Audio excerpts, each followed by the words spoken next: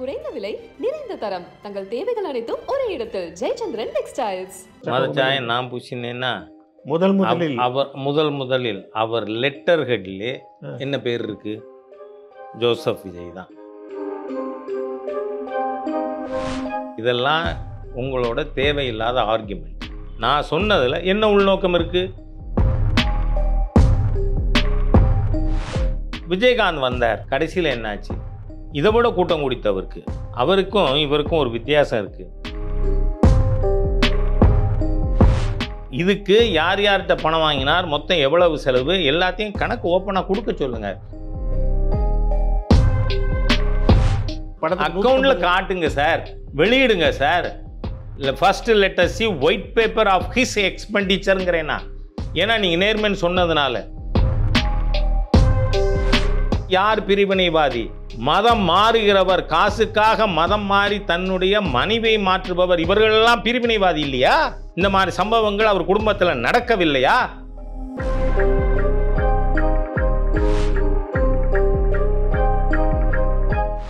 வணக்கம் வாவ் தமிழா நண்பர்களே. பாரதிய ஜனதாவின் பிரமுகரும் தேசிய செயற்குழு உறுப்பினருமான திரு ஹச் ராஜா அவர்களை சந்திக்கிறோம். வணக்கம் சார். வணக்கம். நல்லா இருக்கீங்களா? நல்லா இருக்கேன். மெம்பர்ஷிப் டிரைவ் நடக்குதா? நடந்துருக்கு. 1 கோடிங்கிறது உங்களோட லட்சியம் இல்லை? அதாவது 2 டார்கெட்டு. சரி. நேஷ்னல் லெவலில் ஒன்று, நாம் வாங்கின ஓட்டில் 75%, ரெண்டாவது பூத்துக்கு 200, அந்த மாதிரியா. இப்போ அந்த மாதிரி பார்த்தீங்கன்னா நம்ம வாங்கின ஓட்டு 48,80,000 பிஜேபி மட்டும். கூட்டணி எல்லாம் சேர்ந்து 80 லட்சம். பூத்துன்னு கணக்கு பண்ணால் 1 கோடி வரும். ஏன்னா 50,000 பூத்துக்கு மேலே இருக்குங்க. அதனால் இந்த 2ல் ஆல் இண்டியா டார்கெட்டே இந்த 2க்குள்ளே ஒன்று எது ஃபீஸிபிளோ அது. ஸோ இப்போதைக்கு நீங்கள் ஒருங்கிணைப்பு குழு தலைவராக இருக்கீங்க. இந்த ஆப்சன்ஸ் ஆஃப் பிரசிடென்ட் ஒரு கமிட்டி போட்டிருக்காங்க.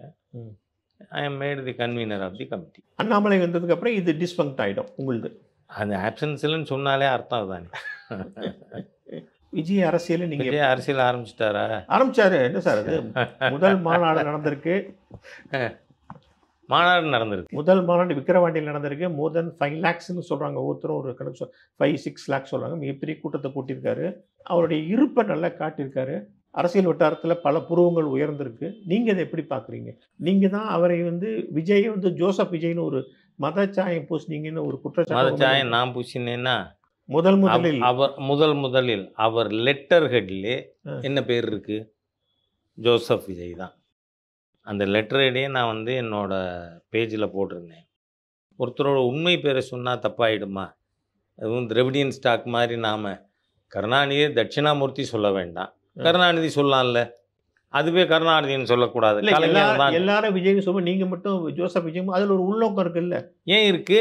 அது பிஜேபி சொல்லும்போது அவர் பிஜேபியை பற்றி தவறான நெரேட்டிவ். இது எல்லாமே மெர்சல் படத்தில் வந்த காட்சிகள் தான். மலையா சிங்கப்பூரில் வைத்தியம் இலவசம், கல்வி இலவசங்கிறாரு. உண்மையா? கிடையாது. ஈவன் நீங்கள் இந்தியாவில் எப்போ வேணால் ஒரு டாக்டரோட ஹாஸ்பிட்டலில் ஒருத்தர் நுழைஞ்சு ட்ரீட்மெண்ட் எடுத்துக்க முடியும். மலையா சிங்கப்பூரில் முடியாது. முன்னாடியே நீங்கள் ரெஜிஸ்டர் பண்ணியிருக்கணும். அந்த மாதிரி கண்டிஷன்ஸ் இருக்குது.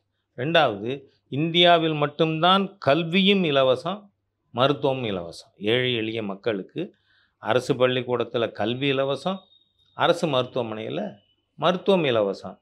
இதை தவறாக சொல்லி என்னவோ இந்தியாவில்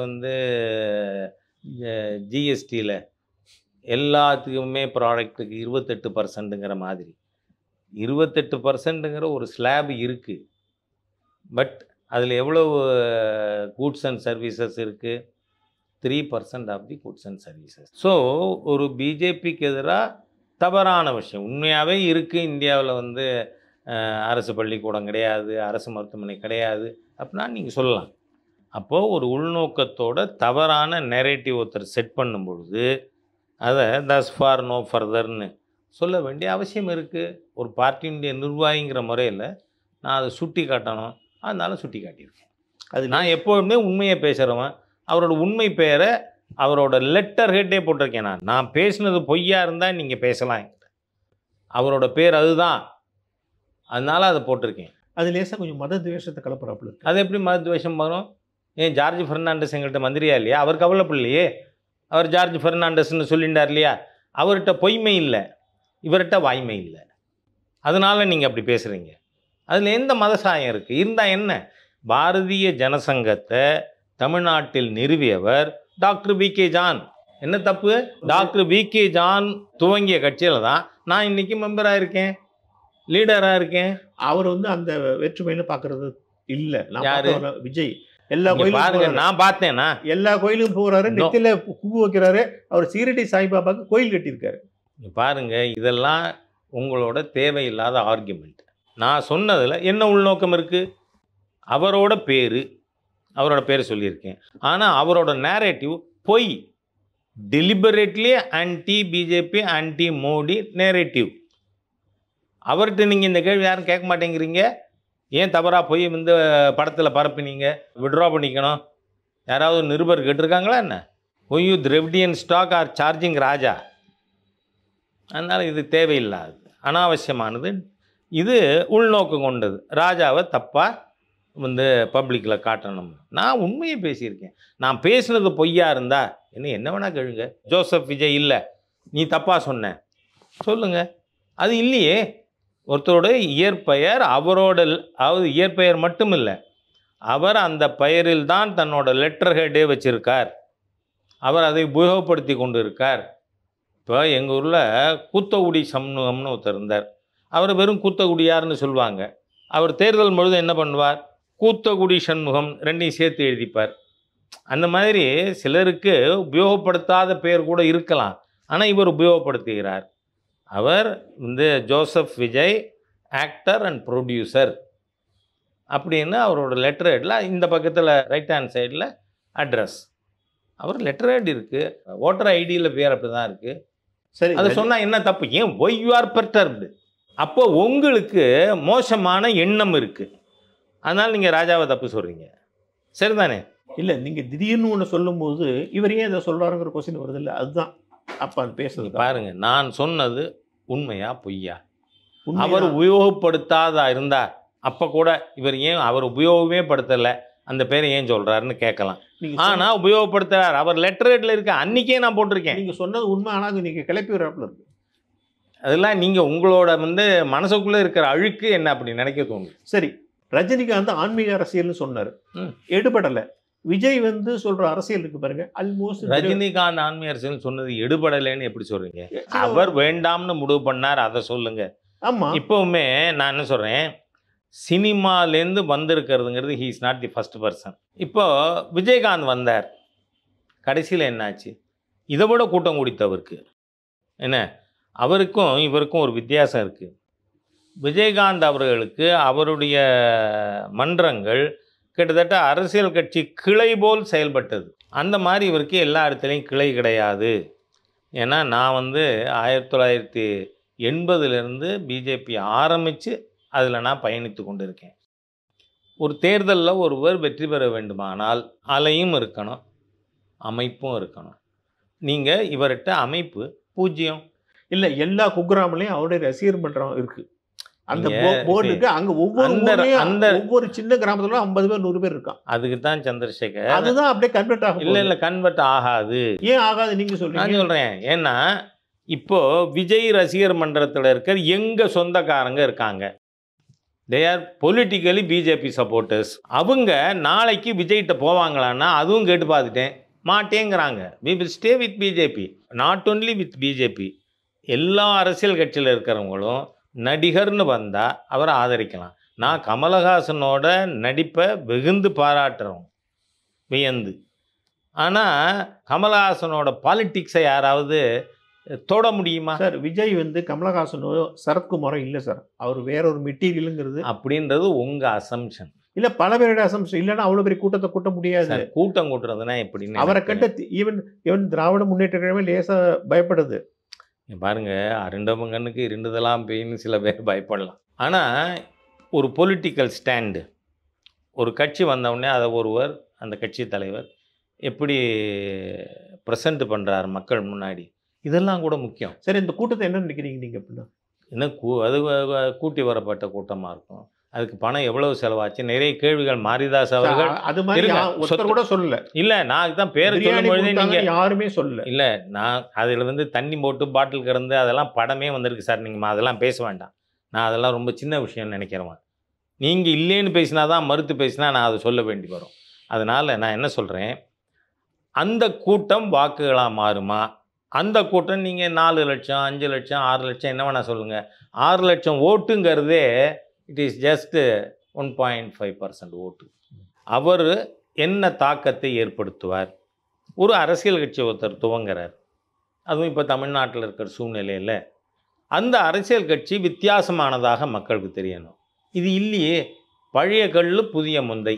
காரணம் என்ன? அதே ஈவேரா, அதே அண்ணாதுரை. சரி, நல்லதுதானே எடுத்துக்கிறாரு.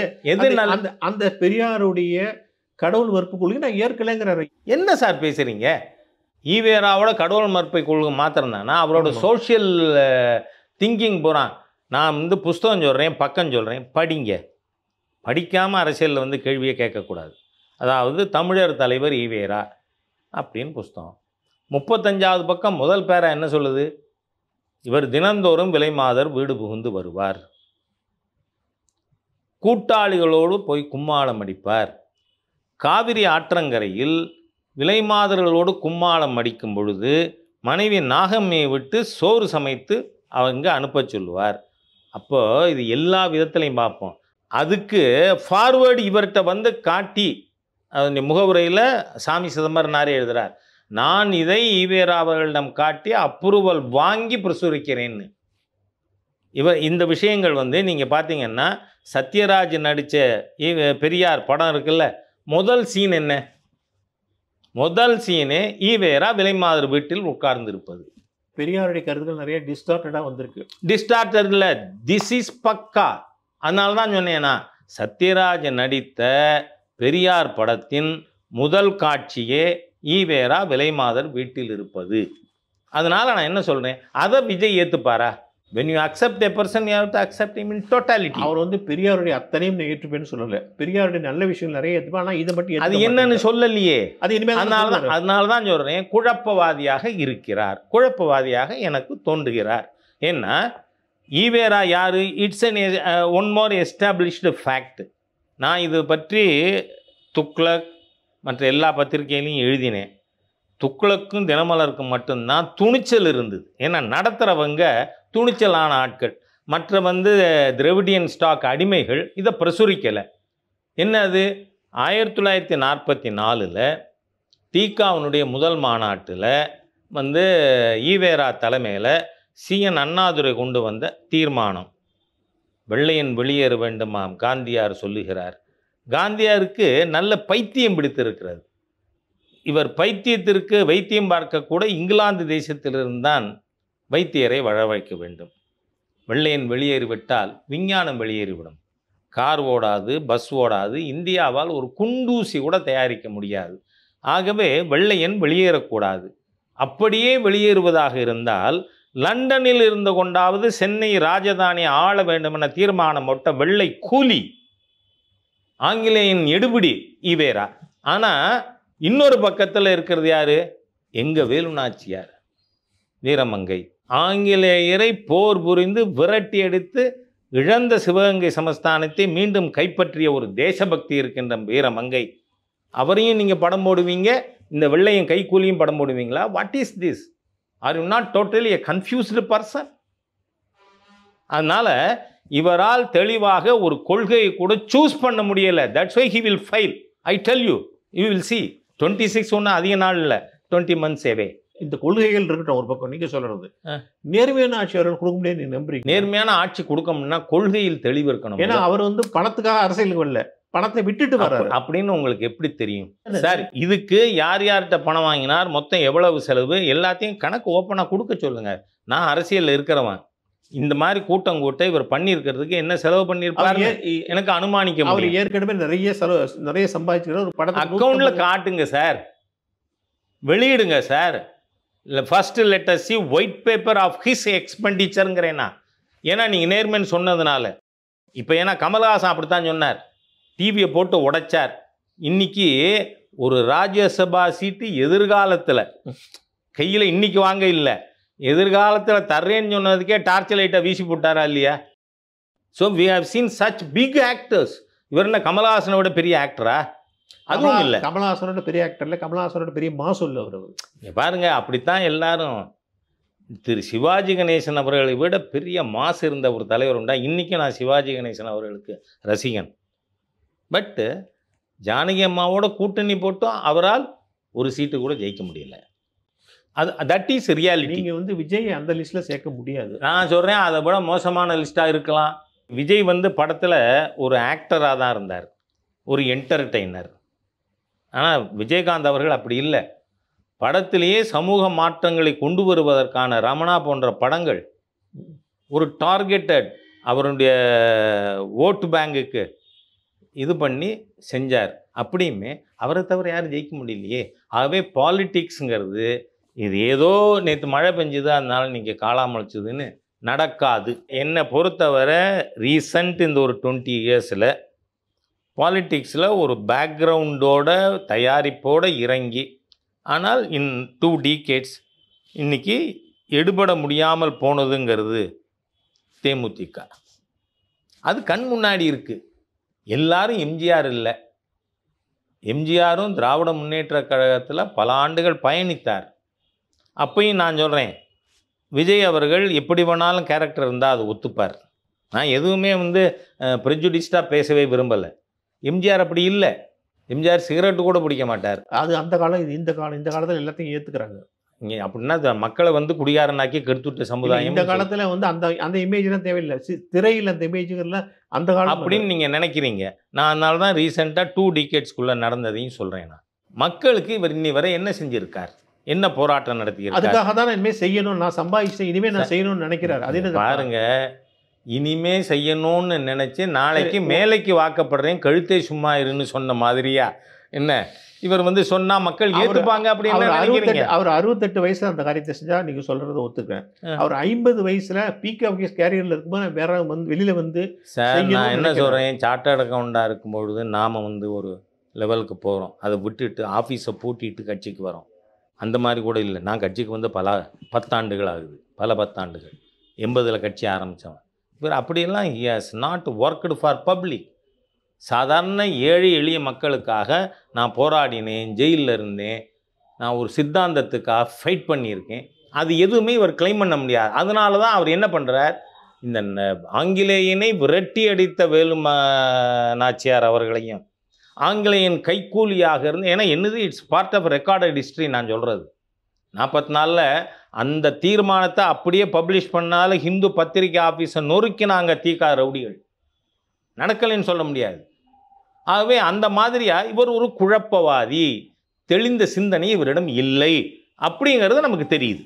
வேற நான் வந்து அவருக்கு என்ன ஆவார், only destiny has to decide. அவர் வந்து உங்களையும் திமுகவையும் தான் முதல்ல என்ன பேரையே சொல்லலையே. பிரிவினைவாதி உங்களை தானே சொல்றாரு. அது சொல்ல பிரிவினைவாதி யார்? பிரிவினைவாதி மதம் மாறுகிறவர், காசுக்காக மதம் மாறி தன்னுடைய மனைவியை மாற்றுபவர், இவர்களெல்லாம் பிரிவினைவாதி இல்லையா? இந்த மாதிரி சம்பவங்கள் அவர் குடும்பத்தில் நடக்கவில்லையா? அதனால நீங்க ரொம்ப பேசாதீங்க. நான் வந்து உண்மைகளை இன்னும் அதிகமாக பேச வேண்டியிருக்கும். நான் அது விரும்பலை. அவர் சொல்றது மதத்தை சொல்றேன். பின்ன ஏன் மதம் மாறினீர்கள்? ஏன் உங்கள் அம்மாவை மதம் மாற்றினீர்கள்? அவருக்கு இந்த மதம் அவருடைய சரியா வரல, அவருக்கு போறார் வெளியில. அதெல்லாம் இல்லை. மாரிதாஸ் இன்டர்நேஷனல் கிறிஸ்டியன் கிளர்ஜிக்கு இவர் பிரதிநிதியாக இருக்காருன்னு எல்லாம் பேச்சு இருக்கு. நான் என்ன சொல்றேன், you are fresh. I don't want to criticise. நீங்கள் கேட்கறதுனால சொல்கிறேன். நீங்கள் வந்து பாரதிய ஜனதா கட்சி தான் இந்த நாட்டிலேயே மதசார்பற்ற கட்சி, பிரிவினை இல்லாத கட்சி. ஏன்னா மதசார்பற்ற நாட்டில் மதத்துக்கு ஒரு சட்டமா? ஃபுலிஷ் இல்லை, அது வேற சப்ஜெக்ட். அதெல்லாம் இல்லை, அது சப்ஜெக்ட். பாலிடிக்ஸ்க்கு வந்திருக்கீங்க. டெல்மி, யூனிஃபார்ம் சிவில் கோடு ஒன்று சுப்ரீம் கோர்ட் சொல்லியிருக்கு. மாண்புமிகு பிரதமர் ரெட் ஃபோர்ட்டில் சொல்கிறார், நான் யூனிஃபார்ம் சிவில் கோடு இம்ப்ளிமெண்ட் பண்ணுவேன்னு. Do you agree or against? அப்போஸ் சார் அதெல்லாம் பின்னாடி பேசுவார் சார். அவருடைய வேண்டாம் sir, first let him clarify on every matter. அவர் கூட்டத்திலேயே பகவத்கீதை, பைபிள், குர்ஆன் எல்லாமே கொடுத்துருக்காரு. அதெல்லாம் வந்து அவர் ட்ரூ செக்குலரிஸ்டாக தான் சார். செக்குலரிசம்ங்கிறதே எது செக்குலர்? வாஸ் டாக்டர் மன்மோகன் சிங் செக்குலரிஸ்ட்? ஆமாம், ஆமாம், செக்குலரிஸ்டா? ஆமாம். எப்படி டர்பன் எதுக்கு அப்போ சார்? அவருக்கு ரிலிஜன் இருக்குது, சொல்கிறத கேளுங்க. சார் அவருடைய ஆக்ட் தான் பார்க்கணுமே. செத்த பொறுங்க, அதைத்தான் சொல்ல வரேன். அவசரப்படாதீங்க. பத்திரிகை கேள்வி கேட்கறதுக்கு என்னால் முடியும்னா என்ன வேணா கேட்கலான்னு நினைக்கப்படாது. டாக்டர் மன்மோகன் Singh had a religion. He is a Sikh. அவர் என்ன வேணா செத்த இருங்க சார். உங்க ரிலிஜனை மதிக்கணும், அதுதான் முக்கியம். இப்போ என்ன போடுற நேஷனல் ஹைவேல ஹிந்து தான் நடக்கணும்னு சொல்லியிருக்கோமா? Government is secular, government activity தான் செக்குலர். ஜன்தன் யோஜனாவில் முஸ்லீம் பெண்கள் அதில் வந்து அக்கௌண்ட் ஓப்பன் பண்ணலை, even for the first day. So the government is secular. That doesn't mean that prime minister doesn't have religion. அதனால தான் சொல்கிறேன், அன்சாரி அவர்களுக்கு மதம் இருக்குது, நமாஸுக்கு போகிறார், ஐ வெல்கம் இட். டாக்டர் மன்மோகன் சிங்கு ரிலிஜன் இருக்குது, அவர் வந்து ப்ரேயருக்கு போகிறார், குருத்வாரா போகிறார், ஐ ரெஸ்பெக்ட் இட். அவங்கள்ட்ட போலித்தனம் இல்லை, எல்லாத்தையும் கையில் வச்சுட்டு காட்டுறது போலித்தனம். இந்த கட்சியை பார்த்து இழிவாக பேசுகிற யாராக இருந்தாலும் அவர் போலி அரசியல்வாதி. he should be thoroughly exposed. இவர் போட போலித்தனம் பாரதிய ஜனதா கட்சியை விமர்சிக்கிறது. In what way you are secular? Do you follow secularism in your private life? Can anybody? அதனால் இதெல்லாம் இந்த பருப்பெல்லாம் வேகாது தமிழ்நாட்டில். அதனால் நீங்கள் கிளியராக உங்களோட கொள்கை என்னது, நீங்கள் தேசியவாதியா தேச விரோதி பிரிவினைவாதியா சொல்லுங்க சார். இப்பதான் சார் ஆரம்பிச்சாரு. இல்லை சார், ஆரம்பிக்கும் பொழுதே டிக்ளேர் பண்ணீங்களே. அவர் இப்போ சொல்லியிருக்காரு, போக போக தானே இன்னும் நிறைய விஷயங்கள் பேச வேண்டியிருக்குல்ல. அவர் முதல் நான் கேட்ட கேள்விக்கெல்லாம் பதில் சொல்லட்டும். நீங்கள் எங்கிட்ட கேட்குற மாதிரி விஜயை கூப்பிட்டு கேளுங்க. இந்த 3 புஸ்தத்தையும் வச்சிருந்தா அவர் செக்குலரிஸ்டா? நான் குல்லாவும் போட்டிருப்பேன், நான் வந்து சிலுவையும் கட்டுவேன், பூண்டலும் போட்டுப்பேன். அப்படி இல்லை, சொன்னா போதும். அவருக்கு அதிகாரம் வந்ததானே சார் அவர் செக்குலரிஸ்டா இல்லையான்னு தெரியும். இல்லைங்க, ஈவன் ஒன்ஸ் ஓன் கான்டக்ட் எப்படி இருக்குன்னு பார்க்கலாம். என்ன அனாவசியமாக இவர் செக்குலரிசம் பேசினார்னா அவங்க தாத்தாவிலேருந்து அத்தனையும் கதை எடுத்து விட்டுருவேன். அது பேசப்படாது. Don't claim that you are different. Demonstrate பண்ணியிருக்கீங்களா? லைஃப்பில் வாழ்ந்து காட்டியிருக்கீங்களா? நாங்கள் எங்கள் மாநில தலைவர், the first president of Bharatiya Jansangh doctor V K. John, பெரிய கல்வியாளர், அப்பர் ஹவுஸ் மெம்பராக இருந்தார். அவரை ஏற்றுன்ற நாங்கள் வந்து பிரிவினைவாதமா? What is this nonsense? எப்படி பிஜேபியை பேசுகிறீங்க? பாரதிய ஜனதா கட்சிக்கு எதிராக பேசக்கூடாது. ஏன்னா பர்ஃபெக்ட் பொலிட்டிக்கல் பார்ட்டி இன்னைக்கு பிஜேபி மட்டும்தான். World over the world community has accepted our prime minister. அப்போ பாரதிய ஜனதா இந்துத்துவா பேசி பிரிவினைவாதத்தை உண்டாக்கலங்கிறீங்க. இந்துத்துவாங்கிறது என்ன சார்? சுப்ரீம் கோர்ட் ரூலிங் படிச்சிருக்கீங்களா? Hindutva is not religion, Hindutva is a way of life. Supreme கோர்ட்டே சொல்லியிருக்கு. அப்புறம் நீங்கள் அதனால என்ன பிரிவினைவாதம் சொல்கிறீங்கன்னா then either you are deliberately accusing me or you are not a literate person. Supreme court என்ன சொல்லியிருக்குன்னு தெரியல, யூ டோன்ட் ரீட், அப்படி தான் அர்த்தம். பிஜேபியை கம்யூனல் பேசுகிற அத்தனை பேரும் either they are dishonest or they are idiots. Tamil Nadu பிஜேபியில் பிராமணர்கள் ஒதுக்கப்படுகிறார்கள். இங்கே பிராமணர்கள் மரியாதை. நான் இப்படிலாம் பேசினா உடனே நான் யாருன்னு கேட்கணும். பிராமணர்கள் ஒதுக்கப்படுறாங்க யார்? எஸ்வி சேகர் சொல்றாரு தமிழ்நாட்டு பிஜேபியில தமிழ்நாட்டில் பிராமணர்கள் ஒதுக்கப்படவில்லை, தமிழ்நாட்டில் அந்த பிரச்சனை இல்லை, ஆனால் பிஜேபியில் தான் அந்த பிரச்சனை இருக்குங்கிறாரு. ஒதுக்கப்படுகிறார்கள் ஒடுக்கப்படுகிறார்கள்ங்கிறாரு. நான் என்ன சொல்கிறேன், சேகர் வந்து என்ன வேணால் அவர் இஷ்டத்துக்கு பேசலாம். கவர்னர் ஆகியிருக்கார் எல் கணேசன் அவர்கள், அவர் யார்? சரி, இன்னைக்கு கட்சிக்கு மாநில ஒருங்கிணைப்பாளர், அவர் யார்? எங்கே ஒதுக்குறாங்க? அண்ணாமலை வந்ததுக்கு பிறகு நான் என்ன சொல்கிறேன், சேகருக்கு ப்ராப்ளம் அவர் எதிர்பார்த்தது கிடைக்காம இருந்திருக்கலாம். எதிர்பார்த்து ஐ டோன்ட் நோ, அவர் எங்கிட்ட அதை பற்றி பேசினதில்லை, அதனால் இருக்கலாம். பர்சனல் விஷயங்களை வச்சுட்டு பார்ட்டியை சொல்ல தேவையில்லை. பர்சனல் காண்டுங்கிறீங்க? ஆமாம், வேறு ஒன்றும் இல்லை. அதனாலே எப்படி பேசுகிறாரு இருக்கும்.